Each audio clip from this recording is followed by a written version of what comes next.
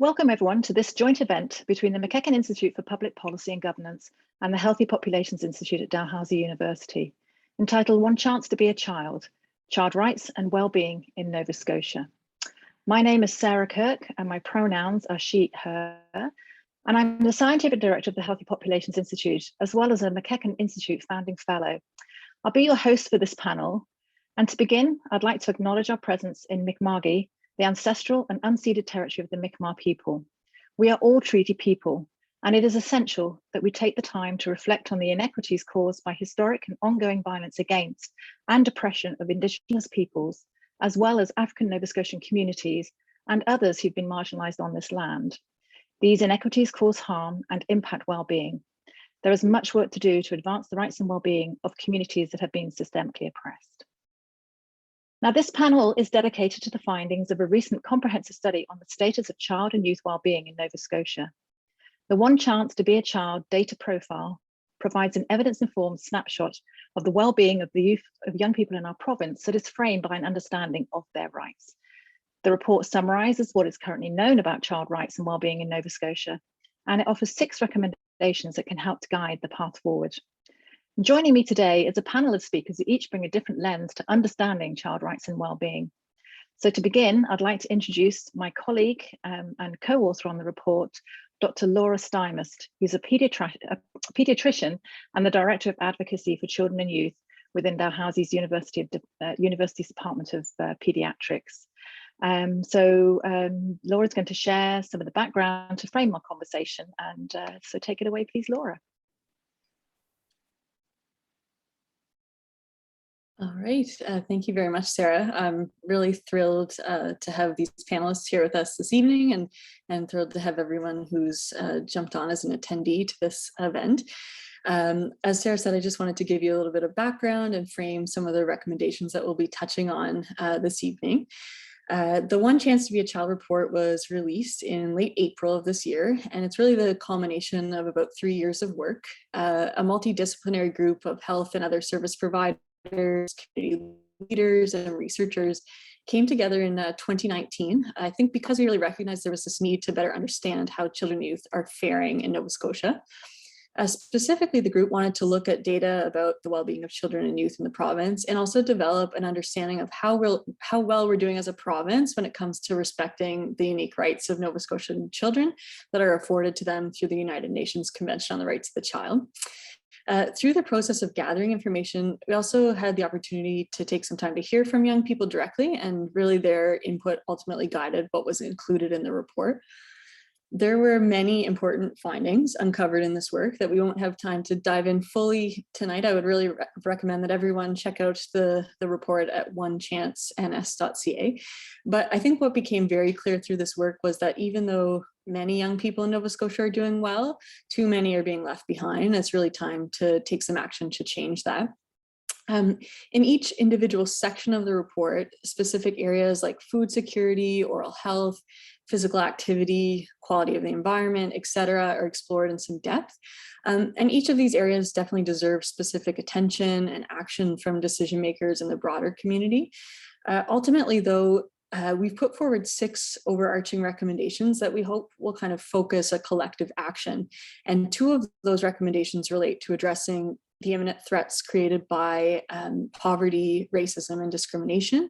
And then 4 additional recommendations are things that we believe that if acted on would really signal that there's a commitment to prioritizing the rights and well-being of children and youth in Nova Scotia. So I'm excited tonight to have the chance to take a bit of time to explore the report findings and these recommendations in more depth with the help of our wonderful panelists. And we're also really excited to hear from the audience as well. So thank you.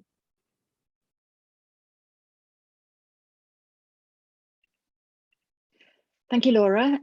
Next, it's my pleasure to introduce the first of 2 passionate youth advocates who are joining us to share their thoughts on the report.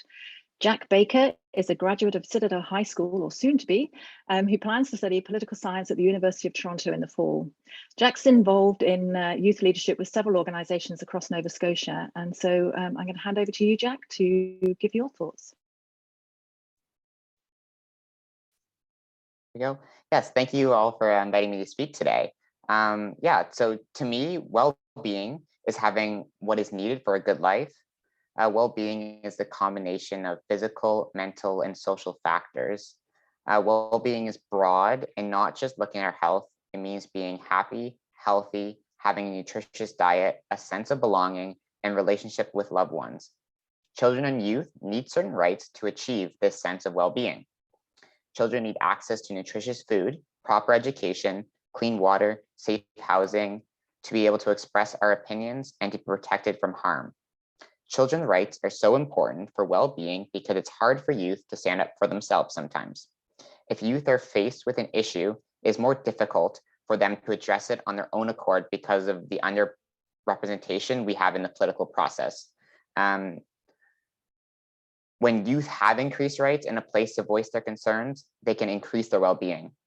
Children's rights means listening and taking the issues that youth care about and putting them into action. We as youth are the future, but we need support in order to advocate for ourselves and become part of the decision process. What I really take away from the One Chance to Be a Child report is that children and youth in our province are not being prioritized, especially within the COVID-19 pandemic. The provincial government needs to implement the proposed Child and Youth Commission to advocate for a better quality of life for children and youth. Having a youth commission allows for a proactive approach to youth issues, fixing the problems before they happen. A commission can also have greater power and authority over youth issues compared to what we have in place now. It also gives us increased accountability, a place to point when issues arise. It is also important for any commission to have a youth advisory committee so that youth are always involved in the decision process. What really surprised me from the One Chance to Be a Child report finding was the major inequities faced by African Nova Scotian youth, Mi'kmaq youth, 2S LGBTQ+ youth, youth who are newcomers to Canada, and youth living with a disability. Facts such as 20% of 2S LGBTQ+ youth feeling disrespected because of their gender identity and 40% felt disrespected because of their sexual orientation, or the further worsening of barriers for Nova Scotian youth living with a disability due to the pandemic. Two other major issues that surprised me was the health of youth and how youth are feeling in our schools. Just to take some facts and statistics that really stood out to me in the report were that just 27.9% of students reported that they're meeting daily physical activity guidelines. And as of October 2021, over 10,000 youth don't have access to a family doctor. In 2019, 1 in 5 students reported feeling unsafe or threatened at school.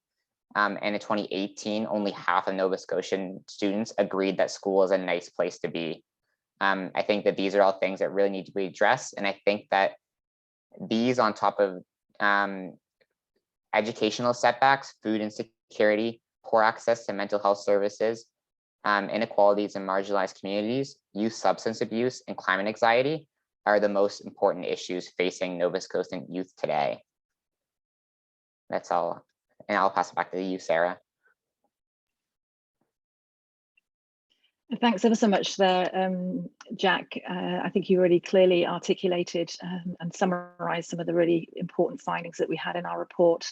And our next two panelists are Jason Atsiak-Lachance and Lisa Lachance. Jason was born in Iqaluit and raised in Ottawa and Halifax. He graduated from Bedford Forsyth Education Centre in 2021, and he too, like Jack, has been involved in multiple youth leadership organisations in the province and has also run his own bike repair business, which I'm very interested in as somebody who rides a bike regularly in Halifax. And Jason's joining us with Lisa Lachance, who is the MLA for Halifax Citadel Sable Island, who was elected in 2021. And Lisa is also a PhD candidate at Dalhousie University, which is where I have mainly worked with Lisa. And she's looking at emergent models of youth mental health services. So I'm going to pass it over to you, Jason and Lisa. Great, thanks so much. So we're going to start with a bit of a question and answer interview with Jason, reflecting on some of the questions from the report. If you see us getting distracted, we have, and you might hear some shaky. We have an old dog who gets really excited when we go on Zoom calls. So she's come to visit. So Jason, we talked about some of these questions earlier. What does well-being mean to you?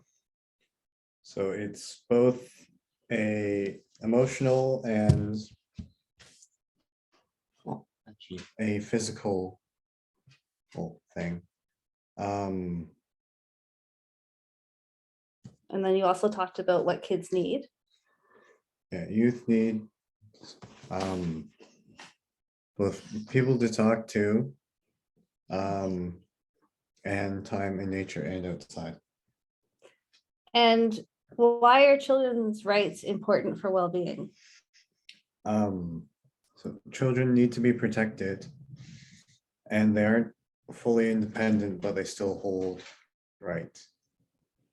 And as a province, how would we know, or how would you know that children and youth are being prioritized and their rights respected? What would be happening? Youth engagement is important. Youth need to be heard by our government.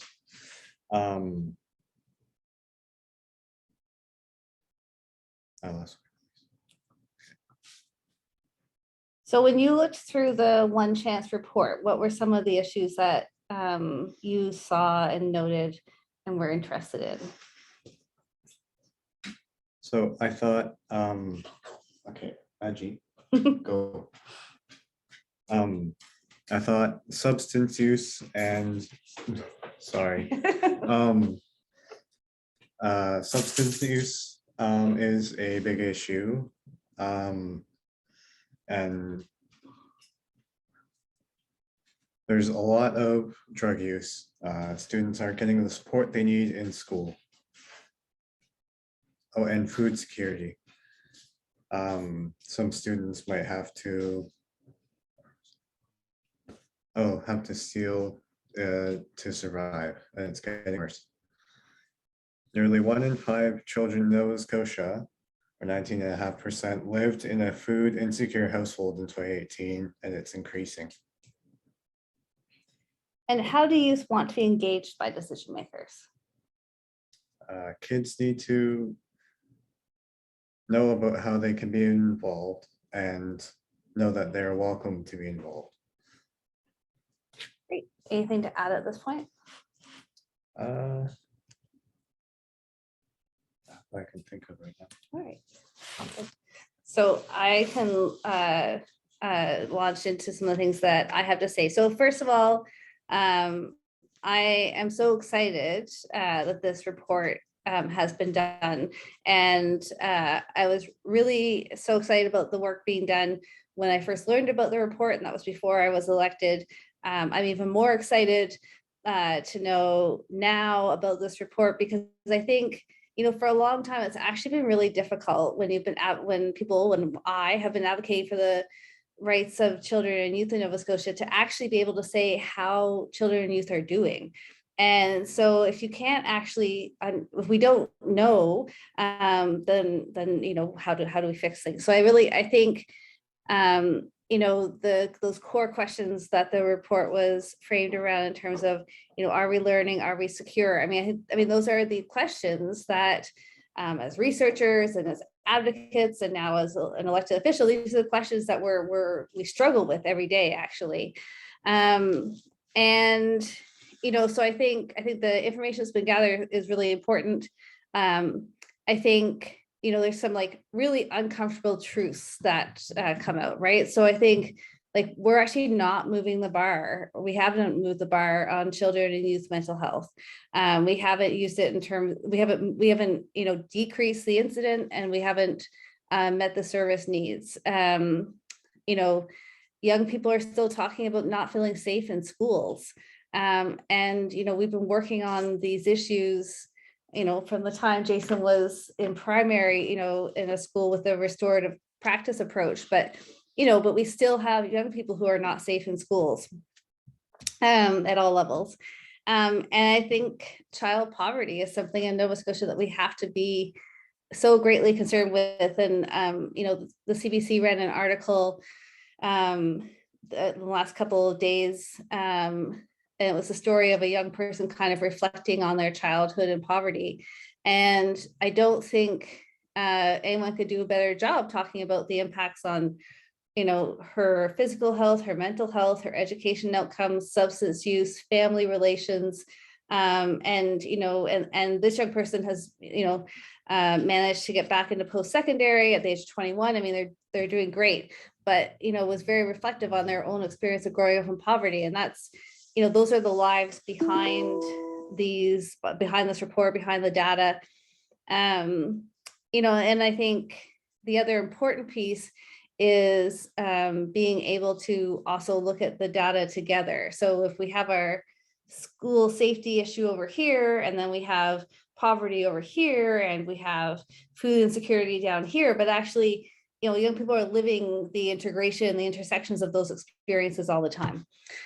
So it's so important to have this information. Now we need to figure out what we're going to do with it and how we're going to keep building it. So I think that's one thing in Nova Scotia that is an unanswered question, is where can this report go to live? I mean, to Dalhousie and the IWK's credit, it can live there, but I also think how can the responsibility for understanding how children and youth are doing be better integrated in government?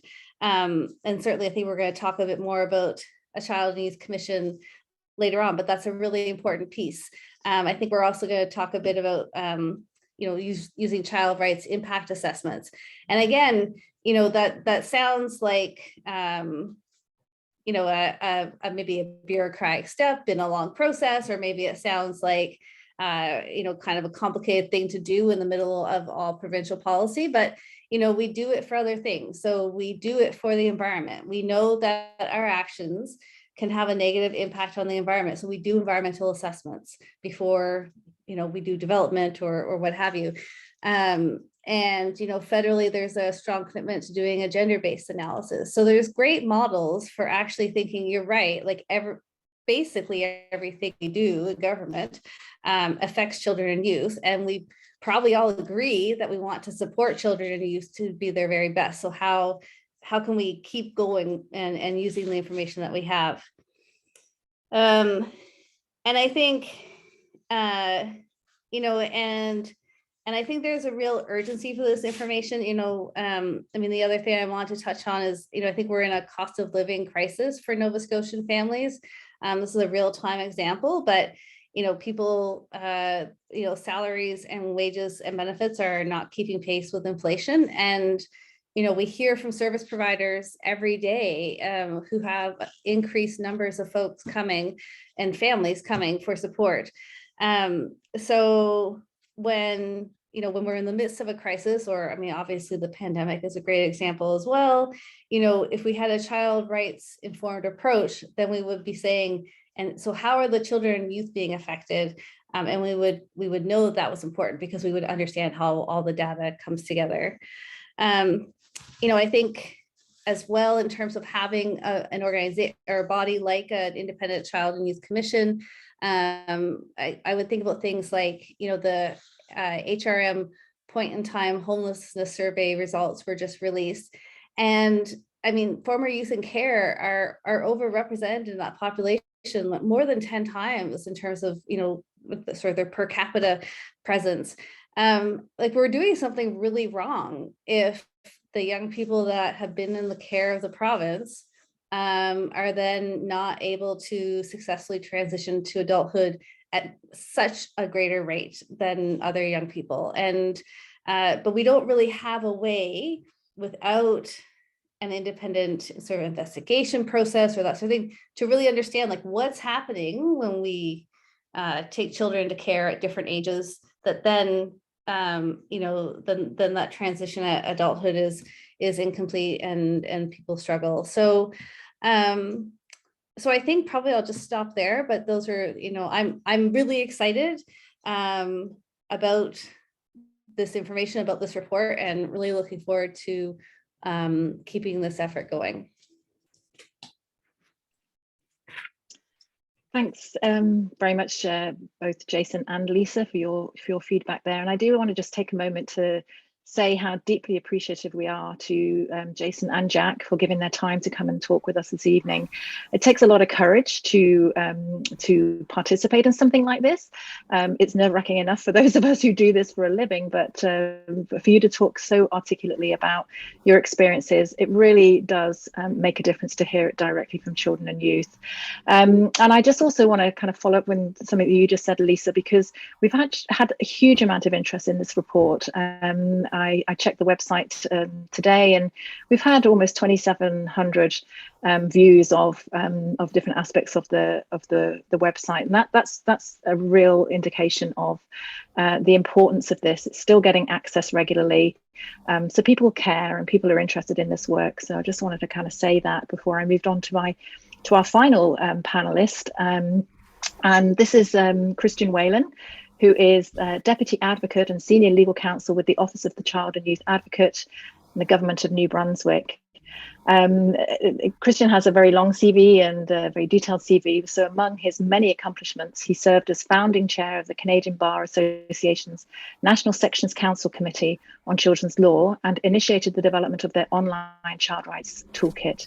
So very much looking forward to hearing your perspectives, Christian. So over to you. Well, it's just a chorus because I like Lisa and Jack and Jason. I'm very excited about the launch of this report. We've been publishing a sort of annual State of the Child report in New Brunswick for a number of years at the Advocate's Office, and so I know how time-consuming it is to pull these reports together, and I love the fact that this report was inspired by the Canada One Youth Index and the work that UNICEF Canada does. And I think that's the challenge that we have in Canada. There used to be a Canadian Index of Children's Health, CICH, that lost its funding in Ottawa maybe 10 years ago.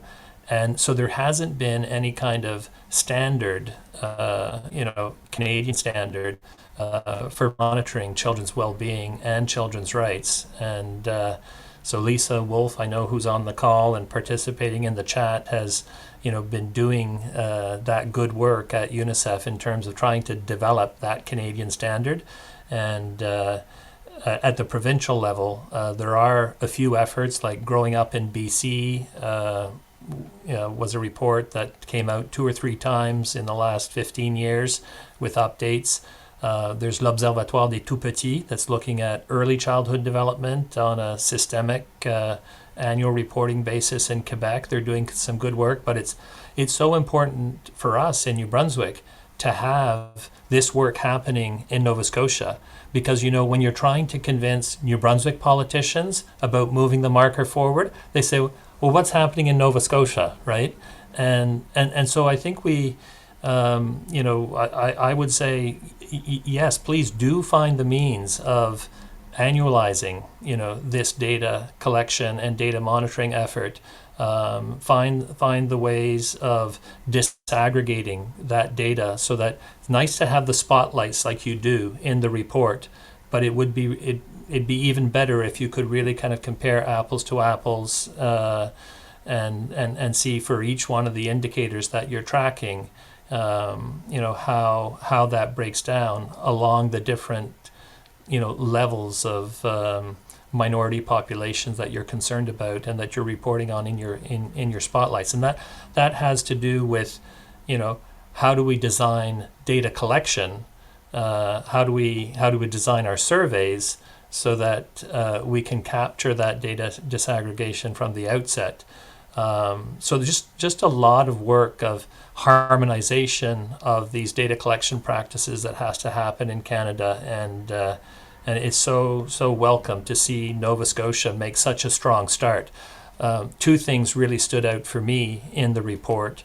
The way you included youth voice and child participation throughout the piece. I thought that came across very strongly, and of course you're exhibiting it in the organization of tonight's panel, by having that balance of adult and youth voices in the panel to discuss the report. So that was extremely well done, and the recommendations section as a whole, because it's like, yes, you want to provide that solid evidence base to decision makers so that they can make the decisions that they need to make, but at the same time, you've poured over that data more closely than anyone else, and you've really put together a roadmap for progress and a path for development for children's well-being and rights enforcement in Nova Scotia with this report. So the 6 recommendations, the first one starting with that emphasis on best interest and child participation, again, so helpful. So I was making notes of, what Jack was saying when he says, children are not being prioritized. And it's so true. We see that in our province, next door as well, that, we pay lip service to children's rights, but then really comes down to, making a commitment to doing things like child's right impact assessment, as we do environmental impact assessment or privacy impact assessment, like Lisa was saying. It's really hard to make that case for children, much easier to make the case for gender-based analysis, but children need to have that priority. This second recommendation around reducing and eliminating child poverty, I think Jason, spoke to that when he talked about food insecure households increasing, and that's a concern I think that youth in our province share as well. But when we look at the data disaggregation in our reports, we see, as you do, that of all the challenges that youth may face because of their identity, because of their sexual orientation, because of their ability or disability, the factor that is most challenging and the children in the most dire circumstances are children in food insecure households in our province. They, in terms of their resiliency scores, in terms of their connection to community, and I think it comes out in your report as well, that this is an area of deep concern. So that priority focus on reducing and eliminating child poverty, absolutely where Lisa and MLAs, should be paying their attention. Additionally, with that third priority focus that you've identified in terms of combating and eliminating racism and systemic discrimination, because the report is really strong in having all those spotlights that show those disparities, that point up those disparities, that actually challenge who we think we are as Canadians, as Nova Scotians or New Brunswickers. It's not. We want to be members of a just and tolerant society, an egalitarian community, and we see that we're just not. Not only are we not living it, we're not raising children in circumstances that will allow them to achieve that kind of just society. So this is a clear area of priority. Establishing a provincial human rights institution for children, a clear priority of governments under the Convention on the Rights of the Child. That is really where you need to start. Children deserve that dedicated champion. And so whether it's a commission or an advocate or what the model is, the convention is very clear, as you state in your recommendation, Article 4, what those requirements are for someone who's given the mandate to defend children's rights and interests and to elevate their voices, at the government level. And so there's clear precedent with respect to how to do that. A provincial strategy for child's rights implementation, just another one of those basic steps in implementing child's rights. The Committee on the Rights of the Child talks about general measures of implementation, and the last priority that you identified is another one of them, a robust system for child's rights monitoring. And like you say, you can't, what gets measured is oftentimes what counts. And I think so you've really put forward a very strong start to enable better policy making for Nova Scotian children with this report, but it does need to be continued. It can't just be a once and done. That sixth recommendation talks to that and just how crucially important it is to be able to repeat the exercise. Then you can start doing the trend analysis, looking at the year over year or the 3 or 5 year comparisons, and then you can really have benchmarks that allow policymakers to see, are the programs and strategies that we've chosen to prioritize in Nova Scotia going to help us reach our goal? So it's a really complete plan. But again, I think the most important aspect of it probably is giving children and young people voice. I love the first quote that you had in the report: "Children are ready for a change and a better world. Adults need to catch up." That's great.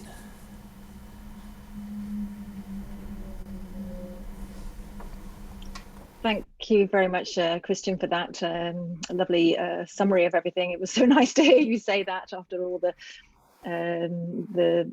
effort that went into that report, to hear from someone of your with your experience to sort of tell us that is really lovely. That completes our panel time. We've got just short of half an hour to actually do some sort of questions and have a discussion with our panelists. So I just want to thank everybody for their insights and observations. If you have a question for one of our panelists, you can post it in the Q&A tab at the bottom of your screen. And please make sure you direct your question to one of our speakers if you can. We'll do our best to get to as many questions as possible. We obviously may not get to all of them, although we do have a reasonable amount of time for some discussion. And I'm actually going to invite Laura to lead the panel discussion. She has some questions to pose to our panelists, and so I'll pass it over to you again, Laura. Thank you, Sarah, and yes, thank you again to all the panelists for the insights. I'm just seeing in the chat lots of praise and thanks to Jason and Jack for being here to share their insights, and so I just wanted to start with them and hear a little bit more. And maybe we'll go to Jack first. Jack, you shared some highlights or some things that surprised you from the report. And you also made a comment about the need to be heard and what having that independent child rights focused potentially commission could look like in the province. I guess my question for you is kind of two-part. One, how do you think young people in the day-to-day want to be engaged in decision-making?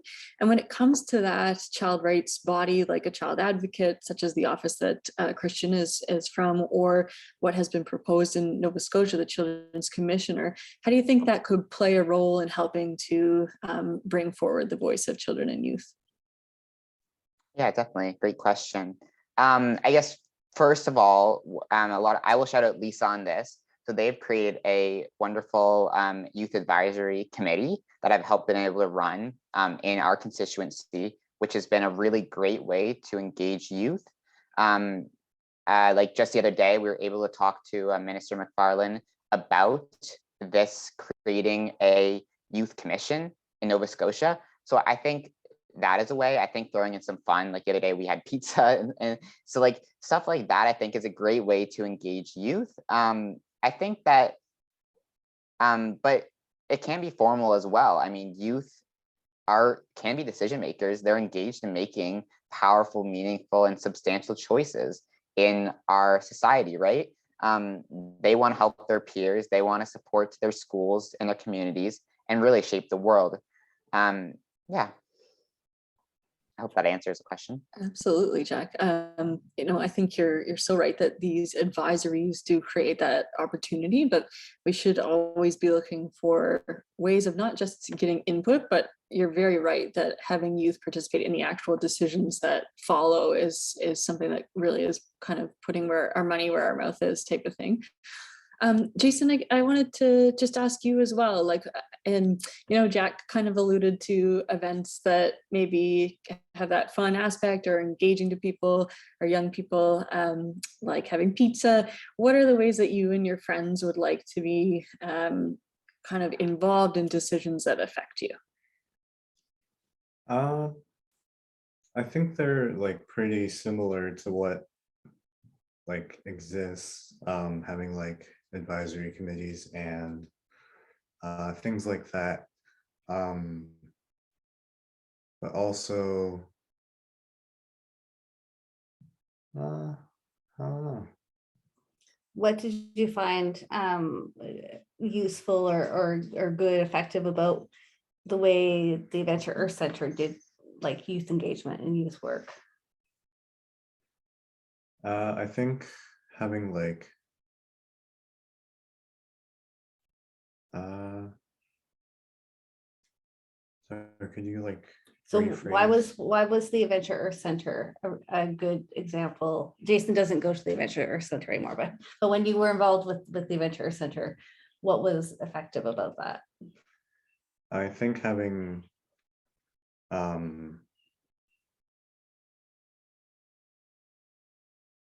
forgot what I was gonna say. Like very engaging, like leaders that were also youth as well. And I guess having like a lot of variety in kind of programs that we could do. Yeah, I mean, that's a great example in Halifax. And I don't know what they're doing post-COVID, but pre-COVID, it would be learning, actions, investigation, and then fun stuff too. So it would be like that whole balance. Yeah, very good insights, Jason. I think you raised two things that are super important. One is that young people, it can't choose a way to engage people universally. Everyone may need to come to the table in a different way. So we need to be open to engaging young people in different ways. And then having youth be that, be in that facilitation role in information gathering on behalf of other young people. I think those are two great insights and something we can learn from for sure. So thank you for sharing. I'm just going to go now perhaps to Lisa. We have in the comments a question from Diane Oikel. And she's basically reflecting on the fact that she's hoping provincial governments will implement the recommendations, but wondering what can be done to increase the chances of that actually happening and that other policymakers will implement some of the recommendations, and perhaps how other organizations or professionals can kind of help move that piece along. Mm-hmm. I mean, that is a great question, and I will try and give sort of a start to the answer, and then I'm sure there's more to add from people's own experiences, because I think we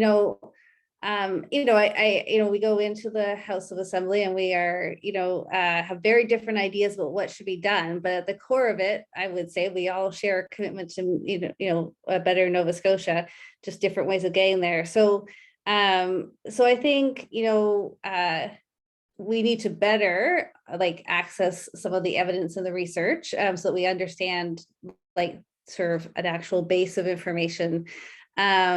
I think, we've had some great examples in Nova Scotia lately of where, community grassroots activism has really influenced change. So Owl's Head, for those in Nova Scotia, would know it's a great example of thousands of Nova Scotians who said, I don't agree with this decision, and it's now a provincial park. So that's a great example of grassroots response. So I think that's always really important. I think as well, I think our service providers, our social service providers in Nova Scotia are stretched and stressed. But that's such an important sector to both support properly, but also listen and learn from. So making sure that we find ways to get the voices of service providers who are on the front lines in front of decision makers. And I think just modeling also, I think I've done a lot of youth engagement work over the years in different settings, and sometimes with skeptical audiences or skeptical stakeholders. And sometimes I think it's just really important to put the process and the structure in place. And then young people take it from there. And I mean, the youth briefing, Minister McFarland's a great example. Because of my schedule, I missed a couple of Youth Advisory Council meetings. This was the issue they wanted to talk about. They did their own research and wrote their own notes. This wasn't, there was no sort of leading of the witnesses. Young people we're well able to brief the minister on their views on this. So I think too, demonstrating that that's so important. Yeah, I like those comments. I mean, I think you raise a few things: grassroots passion, kind of leading the way, stories from frontline providers who kind of see challenges day in and day out and kind of reflect on how that impacts our systems. And then having that chance to, again, translate data via stories by having young people have the opportunity to meet with decision makers. I think those are all really insightful points in terms of how we can move the mark on this. I did want to just take a chance, because we have Christian here from the New Brunswick Child and Youth Advocate Office, and Lisa, you just raised that for young people, the idea of having an independent child rights focused body in the province, such as a Children and Youth Commission, would be critical and kind of is a priority for young people. I just wondered if we could go to Christian for a moment to get his insights on what are the important pieces that need to be considered as Nova Scotia considers putting forward a independent child rights body like a Commission for Children and Youth. Well, you reference in the report the Paris Principles on National Human Rights Institutions, and there is a general comment from the Committee on the Rights of the Child, general comment number 2, that says everything a government is supposed to do in setting up, an independent commissioner or commission or advocate's office for children. And so the independence of the mandate is important. Ideally, this is an institution that should report through the Legislative Assembly. It's part of the legislative precinct. It has oversight over all government functions. It doesn't report through a line department. It has to have the independence of means, so it needs to be resourced properly. It needs to have a full mandate. And so, Canadian experience is a little bit mixed, that way. If you look at the advocates' offices across Canada, some of them have, a limited jurisdiction for identified service sectors. You want to avoid that. You want to have an advocate for every child in Nova Scotia in respect of all of their rights. You want to have a clear mandate to work with children and to elevate children's voices. That doesn't come up so much in the UN general comment, but in the practice since, and in the advice from the committee, and like the best instances, I often say one of the best child and youth advocates offices we had in Canada was the one that the Ontario government did away with when they eliminated the Ontario Child and Youth Advocate, just because they were really the best in the class in terms of amplifying youth voice. Their Feathers of Hope process for Indigenous youth voices, their My Hair Story reports for African youth in the GTA. That was really just kind of a best example of how to do youth engagement, how to effect change by giving voice to young people and amplifying those voices. So I think in some respects your report is very helpful in giving the guidance that MLAs and government MLAs will need. I think the hope is that this is not an issue that becomes a political football. So I don't know how you approach the issue, Lisa, sitting in the opposition. Like sometimes, the opposition makes a case for something, and because you said it, okay, government's going to go in the other direction.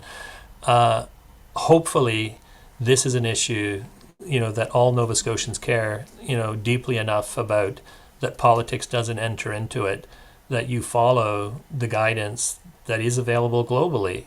And you implement a best practice. What you've proposed in this report, I think, is very close to a best practice. So we're cheering. Good luck with it. Thank you, Chris. And I think what is nice to hear is your emphasis on how this office, as a can serve as a representative for young people. And there's a harmony. We're hearing from Jack and Jason and their peers that this is something that they're interested in. And to know that, you know, in your province and in other provinces, these offices have served that function of bringing forward the voice of young people, I think is exciting. And I'm going to go now to a question from the audience that's kind of issue specific. And it just strikes me that having the type of input on these issue specific questions is something that a Children and Youth Commission or an independent representative for children in the province could help collect and provide to our decision makers. So this type of input, I think, is exactly what that office could help channel towards our decision makers. But I'll go back to Jack and Jason now. We have someone asking specifically about the influence of advertising and ease of access to alcohol and cannabis in community. And they're wondering if there is a culture among young people that's contributing to increase in substance use, or if you think that it's the ease of access to substances that is leading to high levels of use, or maybe both. Did either of you want to take a crack at that? Sure, I can speak first, unless Jason, you want to go first? Or do you want to talk? I can go. Good, I can go? Yeah, go ahead. Okay. Yeah, definitely. I will share. I was thinking about like where the part of my speech I was talking about youth substance abuse for just a second of an issue I cared about. I was saying that even just in school today, I heard about like heavy drinking use and cannabis use, like just walking in the hallways, people are talking about it. I personally think it is more of a culture thing to answer the question than it is I think that the restriction and ease is a part of it, but I think it's a big cultural thing. And I think something that another one of our youth that were talking to Mr. McFarlane the other day was concerned about, and I think something that definitely a commission like this could address personally. Yeah, and I think it's a major concern and something that's very negative to our youth. Yeah. You, Jack. Jason, anything to add? Or I do agree with Jack that I think it is more of like a culture almost, but I think there is like a major issue with like the ease of access and stuff. And like, even though I'm not in school anymore, I still hear like friends and family about like lots of like issues with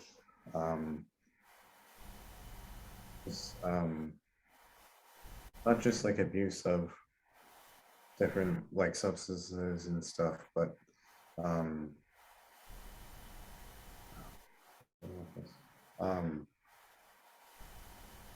that was gonna say, Like widespread use. yeah.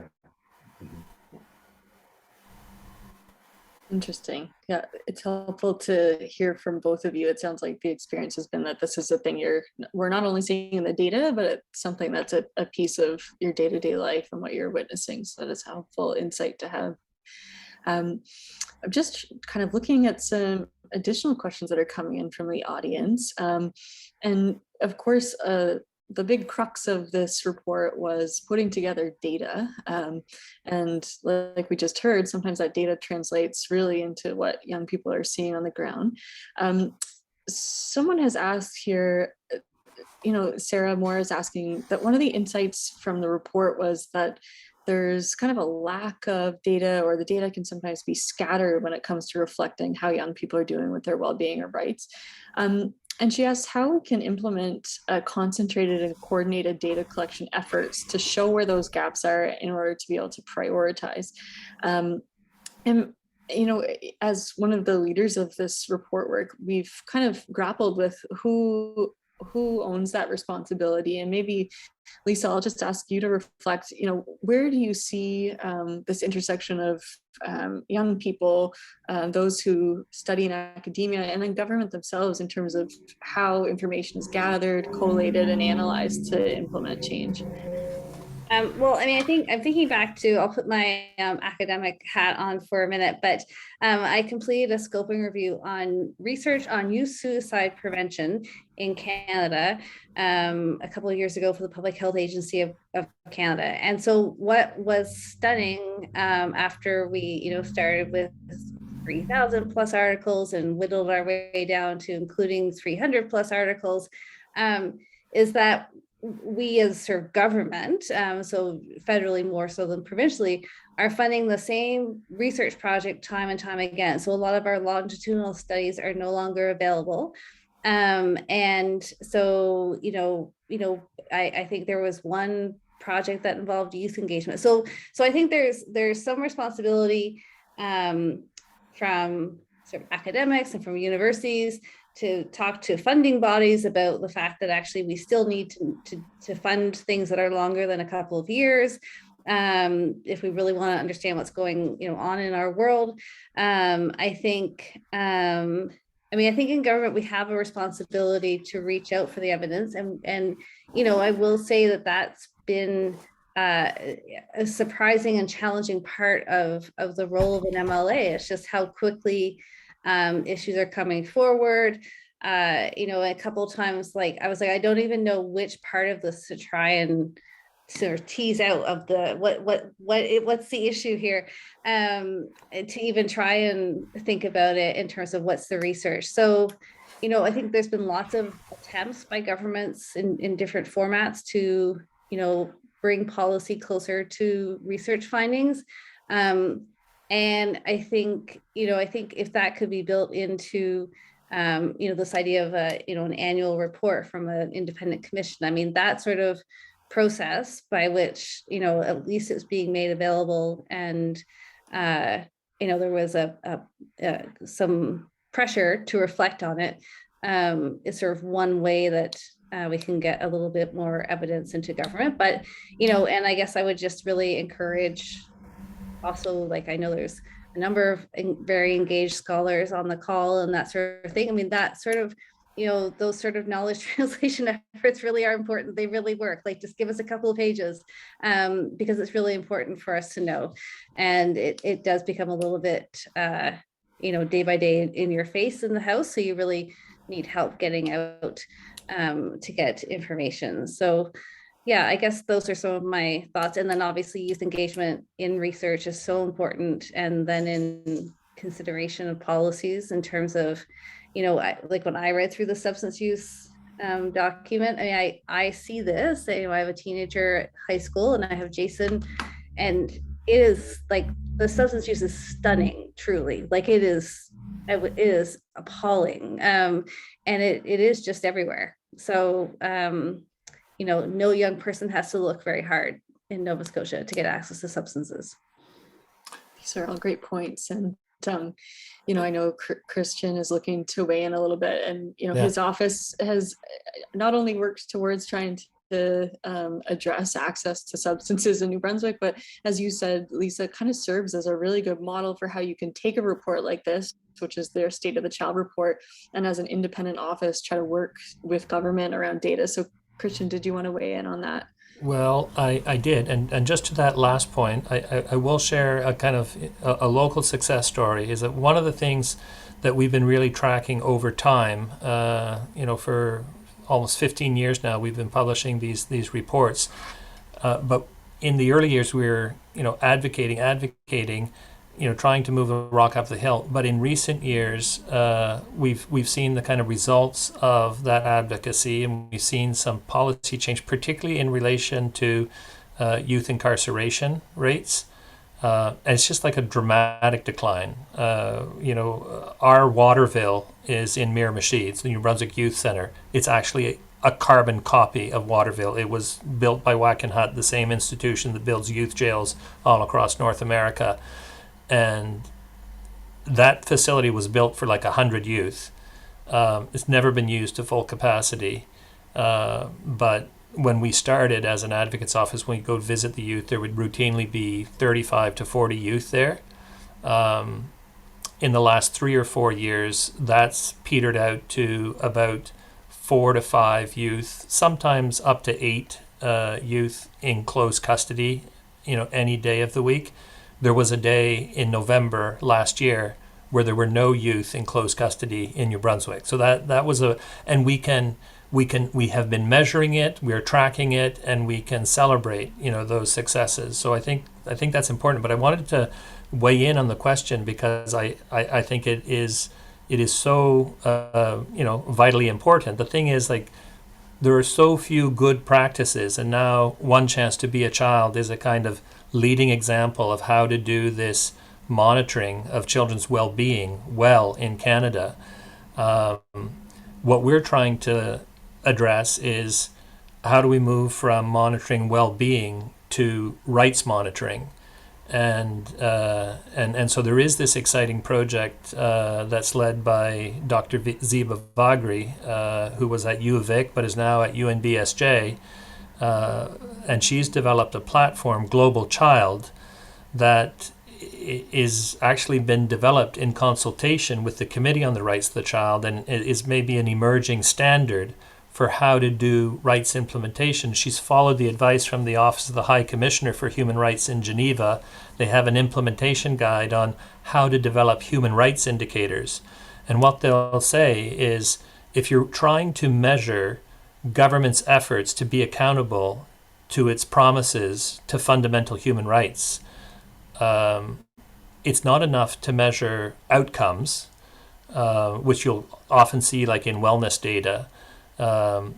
That's the final result, but you have to be measuring processes within government. How did government reach those outcomes? What kind of processes do they have in place? And also, do they have the structures in place? So you have to hold accountable government to indicators of structure, process, and outcome. And those structural indicators are the ones that you're recommending in your report, about having an independent commissioner, about doing the child's right impact assessment, about doing the data monitoring and having a platform to do that on a sustainable basis. Those are having a plan, having a strategy. That's a structural indicator, right? So there's an opportunity now for Canada to actually lead the world. We've just come through a reporting cycle to the UN. They published their concluding observations on our last report last week, and now we're going into a new 5-year reporting cycle. So between here and 2027, we have 5 years to figure out how to do this well, and really to be, holding governments to account, and through measurable indicators of child's rights implementation. Wonderful. Thank you for those insights, Christian. And, time flies. I think this was a great evening to kind of touch on the surface of some of these changes, and I think the real work begins now. For those who attended tonight, I think, we'd love to hear from you, and to Lisa's point around grassroots movement and setting, best practice for maybe even a global stage. There's ripe for opportunity here. We have about 2 minutes left. I just wanted to give the last word to Jack and Jason. If you had anything else you wanted to add, I think that this the platform will shut off right at 7:30. So I just wanted to go back, but also a huge thank you to the panelists and for those who attended tonight.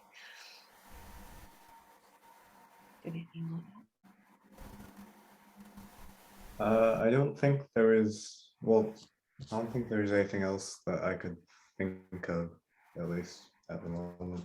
Yeah, I think one last thing, I think that kind of going with what Christian said about the recommendations, like the recommendations in this report are really, really awesome. And I agree with all of them as a youth, like especially the one about the creating independent body. Yeah, so, and especially like doing things like working with existing youth-led organizations. Yeah. Thank you so much, Jack. And maybe I'll hand it back to you, Sarah, just to close us off. But a huge appreciation to all the panelists and to the attendees. Yes, thanks ever so much. I honestly was just so lovely to hear all those comments. I think a really thought-provoking discussion, and just to thank everyone who's joined us for this event as well. There will be a recording of the panel available on the McEachern Institute's YouTube page, so keep an eye out for that. But also please do read, share and endorse the One Chance report. You can find it as Laura mentioned earlier on onechancens.ca. The more endorsements we get, the stronger our voice in terms of the advocacy for this work. And so let's all commit to making life better for children and youth of Nova Scotia. And thank you very much for being here today.